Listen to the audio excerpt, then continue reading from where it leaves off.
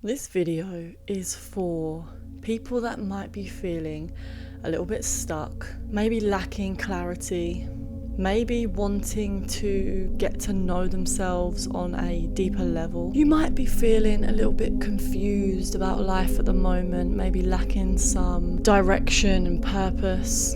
And if that is the case, then this video is specifically for you. My name is Amy, and in this video, I am going to be telling you 5 ways that you can start your journey to getting to know yourself on a much deeper level. There is a spiritual teacher called Teal Swan, and I love to watch her videos. And one thing that she said was that the universe is experiencing itself and learning about itself through us, and that really resonates with me. That's why it feels like we're just continuously learning. Earth is a school. We come here to get to know ourselves through different forms, and I think when you make a conscious decision to get to know yourself on a deeper level, life can become so much more interesting and more enjoyable. And the first thing that I wrote down is highs and lows. So what I mean by this is start to notice what lights you up and also what drains you of energy. And this is going to be different for every person. I think that when we are operating on a more unconscious level, it's easy to forget that these are the things that make us unique. And what lights us up is usually what we are meant to be doing in life or in that moment. So for me, I noticed that I feel very passionate and I get a lot of energy when I am talking about self-development and spiritual stuff and esoteric things. And so I made it my mission to try to be able to do that more in my life, which is why I wanted to talk about these things on YouTube. And by allowing myself to do these things more, I end up attracting more situations and people in my life that are also enjoying these types of conversations, which really just fuel me and make me feel really good. And along the same lines is noticing what you like and what you dislike. So for me, one of the things that I really like is having a clean space and having a space that is light during the day. And then when it becomes evening, I love to put like mood lighting on and candles on. It just makes me feel really good. So for me, these are things that I really enjoy, and I also really enjoy bringing other people into my space when I have created an environment that just makes me feel really good and smells good and just kind of tickles all of my senses. So for number 2, I've written down information. Every new moment has new information to gain, to learn about ourselves and the world. By focusing our attention on how we're feeling and our senses and our internal world, we can really start to learn more about ourselves, and we can start to notice where we're currently at. And I think this is something that is always changing, and we can either let these changes happen unconsciously, or we can notice where we're currently at and choose what we want to change to improve the quality of our lives.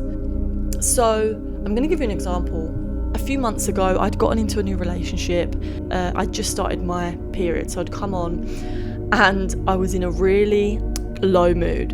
And I think it was like the 2nd month of being with my boyfriend. So we were really we didn't really know each other that well. I was feeling so insecure and had such low self-esteem. And I think noticing that helped me realize that this is where I was currently at, in terms of I had these subconscious beliefs that I wasn't good enough and that I needed this attention from my boyfriend to feel better about myself.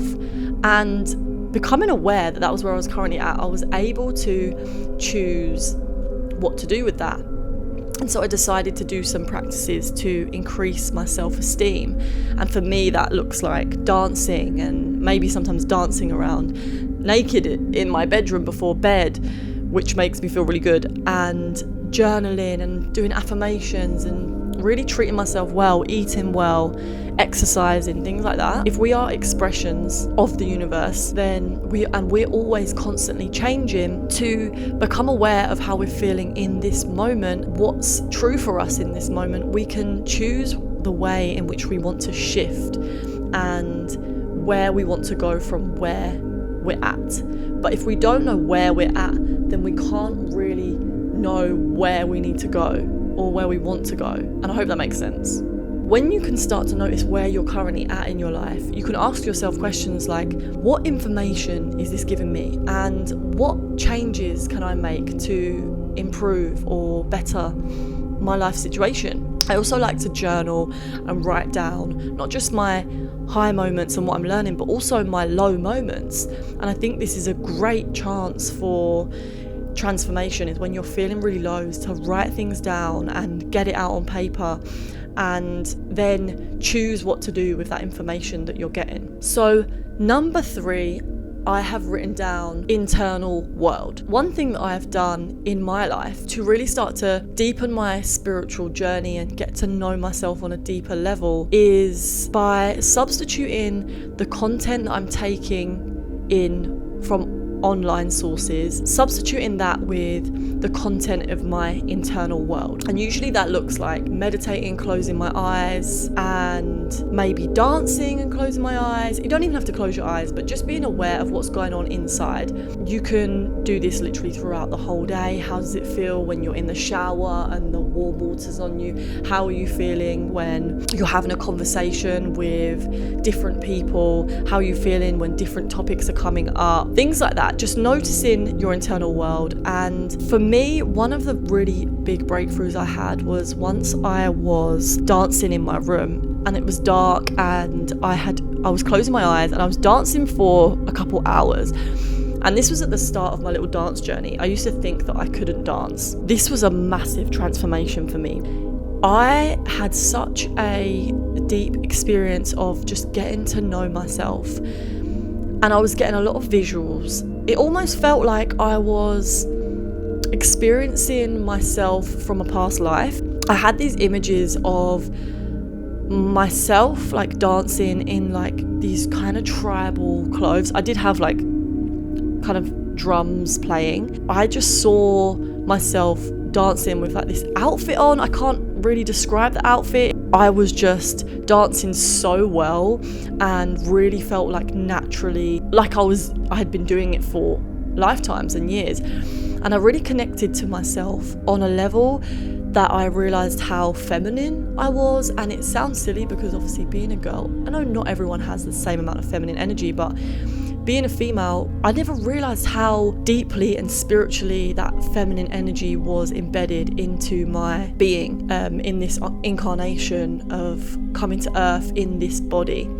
And it was such a yummy experience just to really like revel in that feeling of I'm a woman and I get to experience all this divine feminine in going through my body right now, even visually and on a psychic level when I was dancing and witnessing these visuals. So take with that what you will, but really start to notice your internal world is one of the biggest tips I can give you for understanding yourself. And when you start to do this, you won't just be understanding yourself, you also start to understand other people around you. And on that, I think that getting to know other people and really understanding other people, you can also have a frame of reference for how you're different and how you're unique from others.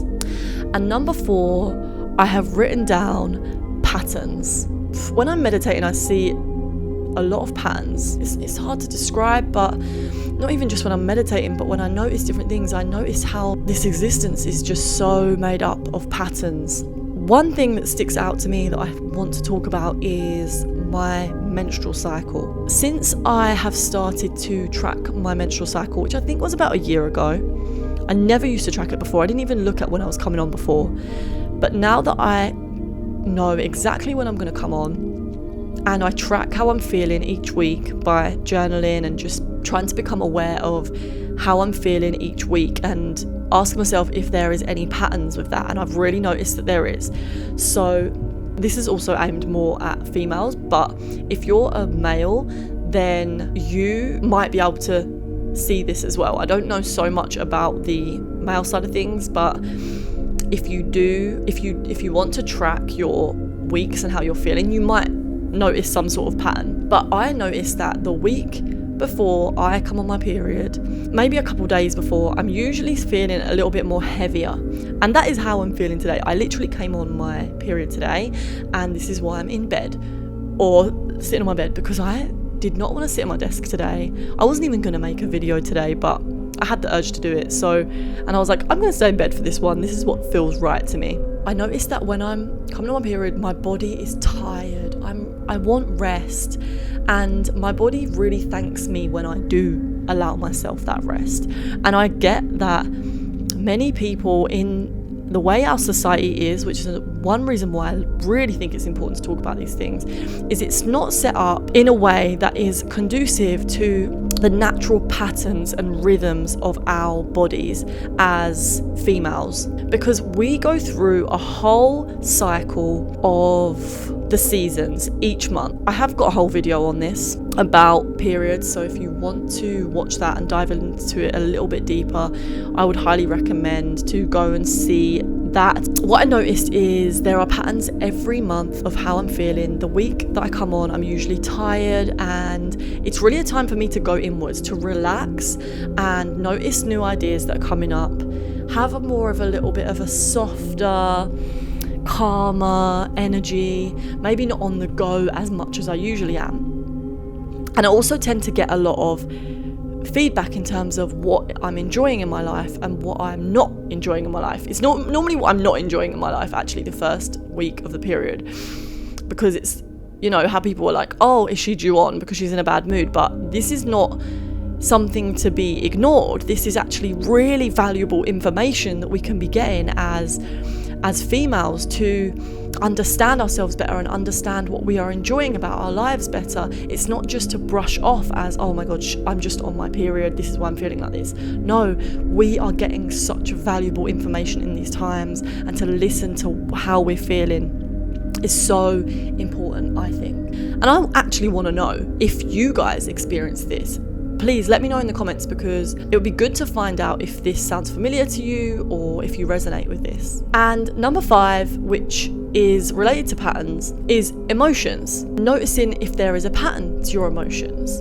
If I'm going to feel low, it would usually be worse in the morning. And so I've learned that because I can be like that, I've learned a way to use that information that I'm getting of feeling low to really transform my day and understand why I'm feeling like that and what I can do to move forwards in a state of alignment. I think it's important not to just ignore how we're feeling. And this is another thing that I see with society, which is not conducive or set up to really allow us to listen to ourselves. Most people are, if they do wake up feeling sad, kind of just ignoring it, going to work anyway, and then keeping in this pattern of just constantly maybe not being happy about something in their life, but just carrying on and pushing themselves to do it anyway. When it comes to my emotions as well, because I'm aware that I usually tend to feel a bit like lower, tired, especially during the period of where I'm coming on my period, I normally will plan not to do anything too sociable or active during that time, because it's really a time that I want to be alone, or at least be able to have some space and time to really listen to myself. But that is it for today's video. If you want to see more of my videos, then I invite you to subscribe to my channel, and thanks for all your comments and likes, and I'll see you in the next video. Goodbye.